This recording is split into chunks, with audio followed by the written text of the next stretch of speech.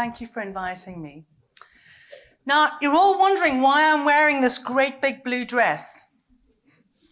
I work from home, so it's normally cheap Tesco jeans. I suppose you don't know what Tesco is. It's like the cheapest store there is. Tesco jeans, white t-shirt, and there I am, sitting in my living room table.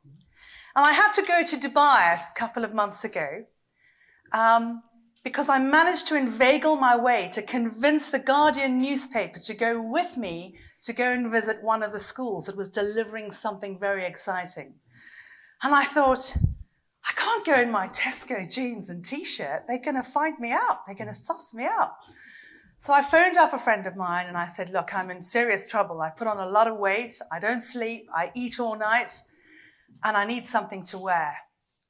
She said, send me your measurements and I won't make them public on social media, promise. So I sent her my measurements and she sent me measurements going, you are what? Anyway, the next day this box arrived. And my dear friend had worked through the night and she'd made me this beautiful dress. Because I was so concerned that I would have to meet the king of the UAE and I just thought, I can't really go there in my Tesco jeans and shirt. But her clothing is all sustainable. So it's basically clothes that once you've made this outfit, it's couture, really. And you should be able to wear this for life. I got back from Dubai and I sent the box back. And I realized that was actually a bit of a snub. And then Amber invited me to this and I thought, oh my word, I can't go in my Tesco jeans and t-shirts. I had to message my friend and I said, you know that box? And she said, I'll send it back to you. And here it is. And I just thought I need to honor her because she's made me, feel confident about standing here and presenting to you. So I'm going to just give you a quick background into my history. I didn't go to university, not in the normal sense of the word, and I'm not a school teacher. When my daughter was 4 years old, I tried to get her into a school up the road from me, and the school did an assessment and they said, sorry, we can't accept your daughter. She can't write her own name. She'll hold our children back because they've been prepared for this in kindergarten. I got in the car and on Women's Hour, BBC, they had a thing come up and they said, 1 in 3 children will be functionally illiterate by the age of 11. Well, I sat there and I thought, my God, that's going to be my girl. That can't happen. I pulled over, had a good sob, and then I remembered how my father taught me to write. And I created some exercises for my daughter. She learned to write her name in 8 days, and I took her back to the school, and they accepted her, and she overtook their pupils within 3 weeks. And the head teacher said, can you show us what you were doing? And we ran a trial with some preschool children. She told some head teachers in some failing state schools, and I won't bore you with the details, but I ended up approaching a very big stationery manufacturer, Bic, Bic pens, and they sponsored my trials in 2 schools, then 5 schools, then 50 schools, and then Start Me handwriting became so big in the United Kingdom that I could no longer cope with it. But I learned one valuable lesson in that process. I learned that you couldn't just give a teacher a set of instructions. You had to turn that teacher into a handwriting specialist teacher. And I figured out how to do that. And that's why the product just went crazy. So it went into a lot of schools. I gave it to a very big resources reseller, and I trained their staff how to use it. And then I thought, well, I'm going to spend the next year or so creating an at-home version. And by pure chance, I went to a dinner one evening and I met Angus Mackay, who's the director of Planet for UNITAR. And UNITAR is this little-known United Nations agency that delivers all of the climate change education for 30 UN agencies. So it's UNESCO, WHO, UNDP, and all sorts of other acronyms I can't even remember myself. And he told me about something that they were doing, where they were Skyping children in Switzerland, were Skyping children in Ivory Coast in Africa. And the children in Switzerland were saying, oh, this climate change, not cool. We can't ski. And the children in the Ivory Coast were going back and saying, We have no fish in our lakes and our rivers. We have no trees. We need to go and collect firewood, and we're being raped and abused and accosted and harmed on our way to go and collect kindling. We have electricity blackouts, and all we want to do is go to school. This made me very angry. At 3 a.m. in the morning, I sent him a very nasty WhatsApp message. And I said, whatever you're doing, it's not working. He messaged back. And he said, well, what would you do? And I said, I would do this, this, this, this. And he said, can you come to Geneva tomorrow? I said, we are tomorrow. And I went over to Geneva with my friend Denise Meisner. And we were supposed to be there for 1 day. 5 days later, we said, you have to let us leave. And they wheeled us out in front of these 30 agencies. And they asked us what our idea would be. And I said, because of my background of creating this handwriting scheme, which most people didn't want to know about anyway, because they all said to me, oh, but you know, all you need to know is how to type. I said, well, because I've done that, I think that I have the answer to be able to get climate change education into every school in the world.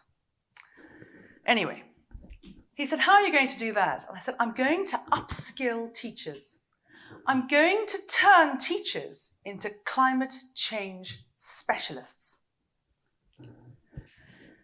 Well, he showed me this website that was hardly used, and I'm going to give you a quick look at it.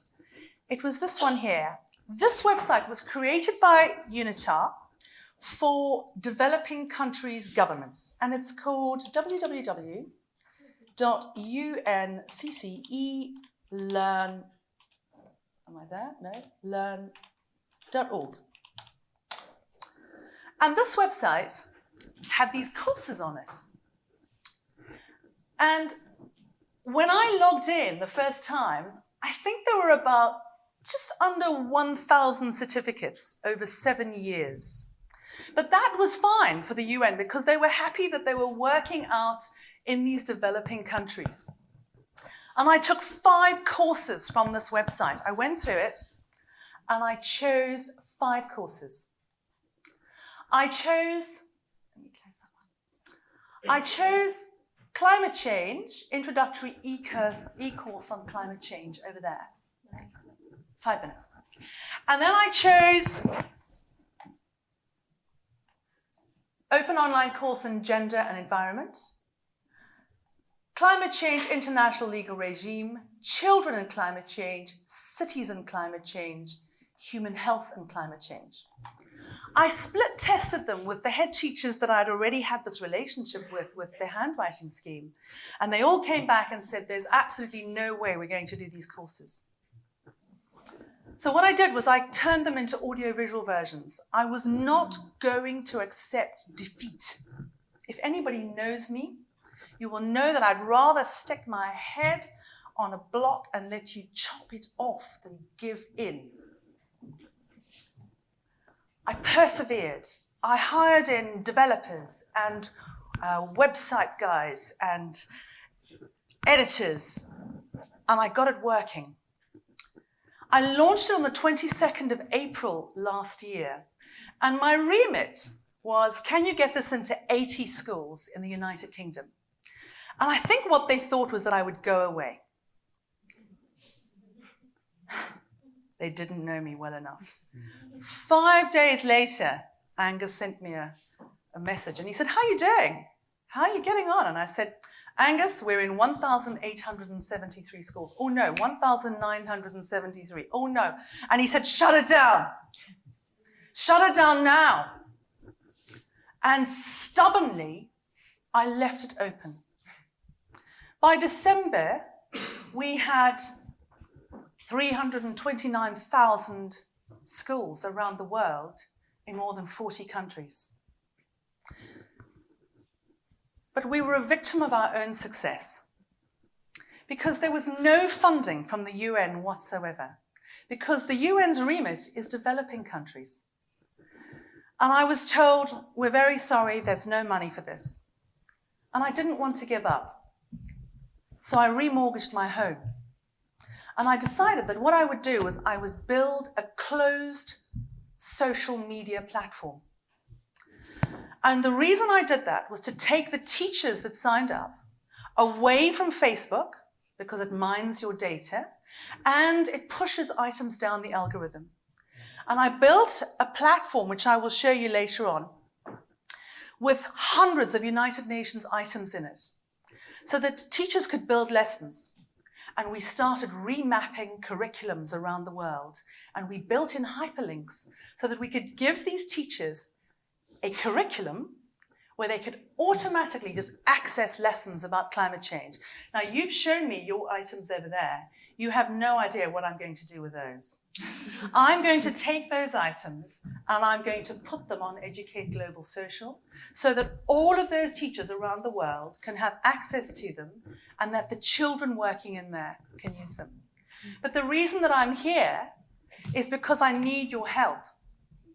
There's only so much that a mum in Hitchin in Hertfordshire can do in her Tesco jeans and her Tesco t-shirt. She needs help. We need courses to be added to this program. We need pathways to higher education.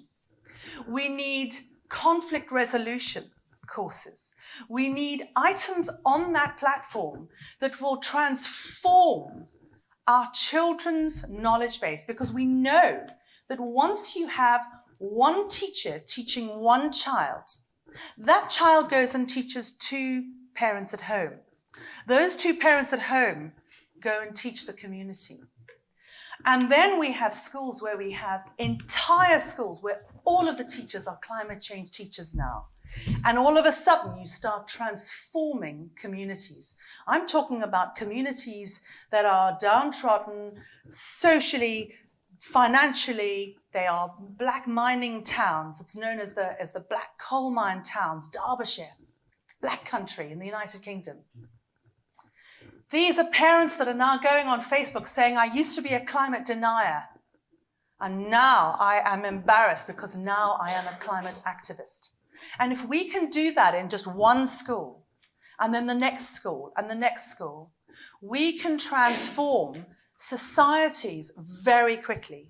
And I want to close with something. Have you all seen this timetable? It's called Metrolink. Can you put your hands up if you've used this before? Hardly any of you. I came from England and I landed on LAX on, when was it? So I'm a bit, the day before. And the lovely man that checked me in, the security gentleman that sort of like allows me in, or not, you have to stand there going, please let me in. I've got to go and see, I've got to go to this university. And he said, don't bother getting in a car because you'll be stuck in traffic from 2 p.m. until 7:30. Go to the beach. And I thought, no, I can't be doing this. So what I did was I caught the bus, the shuttle, the LAX shuttle to LA Union Station, $9, 45 minutes. Boom! We just passed through the traffic because we had preferential treatment, our own lane. And the bus was full. Then I got a train, $9.70, all the way to Irvine. It was empty.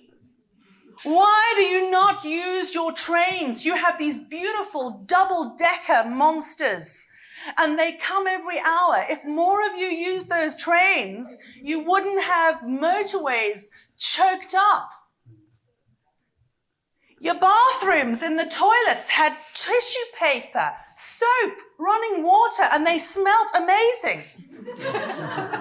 Come on, guys. I could use the onboard Wi-Fi.